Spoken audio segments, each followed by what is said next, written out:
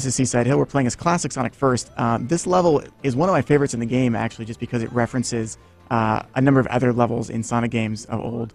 So if I can pull this off, let's see. Wait for it. Oh, almost. What we're going to do, if you can stay to the high path, you can stay out of the water. At this point, we're just going to go for a little undersea adventure here. Yeah, this is giving me that sort of labyrinth zone yes. feel, right? Yes. Yeah. Now, you guys ready to feel a little scared? Oh, here we go. Can we turn up the music? Just wait for it. All the Sonic fans about to start panicking. Yep. There we go. Ah. You guys think I should get a bubble? remember this. I'm starting to hyperventilate a little I should bit. probably get a bubble, huh? Get Bubble? it. Should I? Let's hear Should the I noise. get that bubble? I don't. Okay. All right. So and I love how they like reorchestrated that panic. Yes. Does he still do that little animation where he sucks up the bubble? He Because doesn't. I think when you're jumping, it doesn't show up, but I think when you're standing, maybe it does, or at least in the old games. Yeah, we can try that. When he jumps and grabs it, what happens is he kind of he opens his mouth a little bit and sucks it up. Yeah.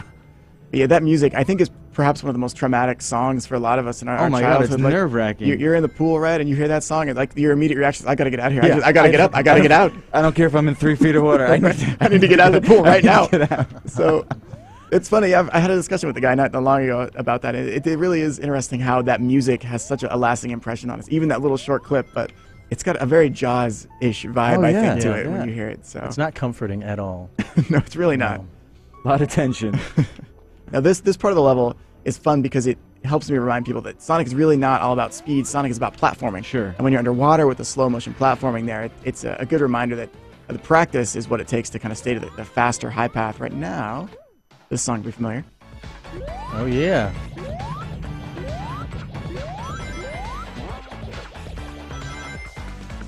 This is the invincibility shield. Yeah, where you can just like yep. take down anyone that gets in your way.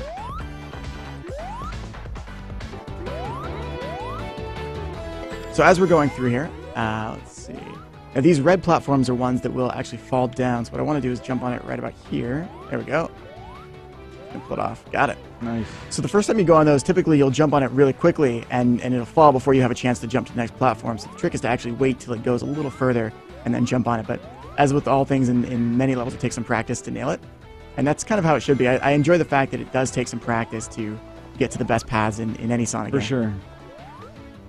So these cannons are kind of cool. They were in the original level, and the cannons themselves kind of would fire you across, and they've brought them back. So every level sort of has its iconic features, its iconic gimmicks from back in the day, and they've tried to recreate all of those in this version of the game. So let's see if we can pull this part off.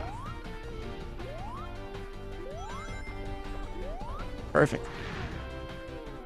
Now, even though Classic Sonic never technically went through this level, what you'll find is that there are references to other levels hidden in it. I need to get to the low path. Let's see here.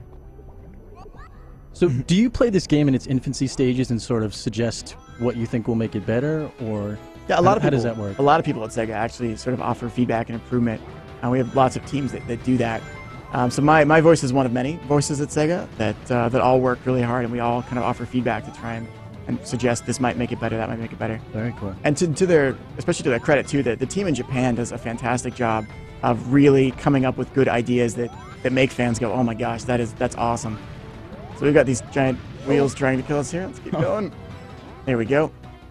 And though I took the high path, if you take the low path in this level, if you guys remember Sonic the Hedgehog 3, the second level in that game was the water level called Hydrosity. Mm-hmm. And in the very beginning of the level, you get pushed by this water current, and Sonic would grab on his little poles. Right. If you take the low path, there's a section just like that in this level. Oh, and they sort of like swoop in. Yeah, and he has to hold on to the poles, and the poles will break because of the current. And does he shimmy up so he won't? Yeah, he does. Yeah, he does shimmy up. I remember that. It's kind of awesome. So every level has these little references to previous games, and maybe the younger generation won't notice it as much, but I think all the hardcore Sonic fans and all of us that are a bit older, appreciate it. The older fans, that's really cool. Like, oh man,